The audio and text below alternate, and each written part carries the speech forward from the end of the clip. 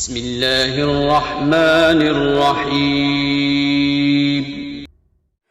السلام علیکم ورحمۃ اللہ وبرکاتہ۔ ناظرین، آپ دیکھ رہے ہیں اپنا چینل دین اسلام۔ اگر آپ چینل میں نئے ہیں تو سبسکرائب کر دیجئے اور ساتھ ہی ساتھ بیل آئیکن کو دبا دیجئے تاکہ ہمارے ویڈیو آپ کو ملے سب سے پہلے۔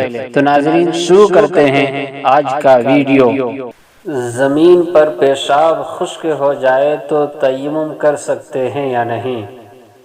تو دیکھو، اگر زمین پر کوئی ناپاک چیز لگ جائے اور پھر اسی طرح خشک ہو جائے کہ اس سے نجاست کا اثر اور بو زائل ہو جائے، تو حدیث شریف کے بنا پر ایسی زمین خشک ہونے سے اور نجاست کے اثر کے زائل ہو جانے سے بذات خود پاک ہو جاتی ہے، لہذا اس پر نماز پڑھنا درست ہے۔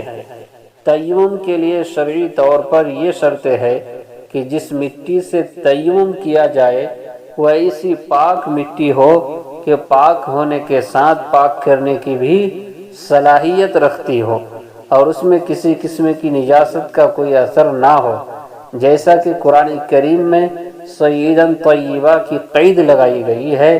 یہاں زمین بذات خود خشک ہونے سے پاک ہو چکی لیکن پاک کرنے کی صلاحیت موجود نہیں، اس لیے اس جگہ پر نماز درست ہے لیکن اس مٹی سے تیمم کرنا درست نہیں۔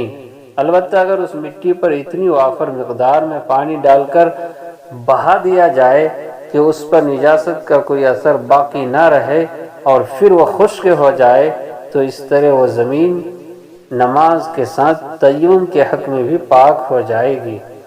بہرحال اگر مٹی کا ناپاک ہونا معلوم نہیں ہے تو اس سے تیمم کر سکتے ہیں۔ یہ ضروری نہیں کہ یہ علم ہو کہ وہ ناپاک نہیں ہے۔ بغیر دلیل کے کسی چیز کے بارے میں شک نہیں کرنا چاہیے۔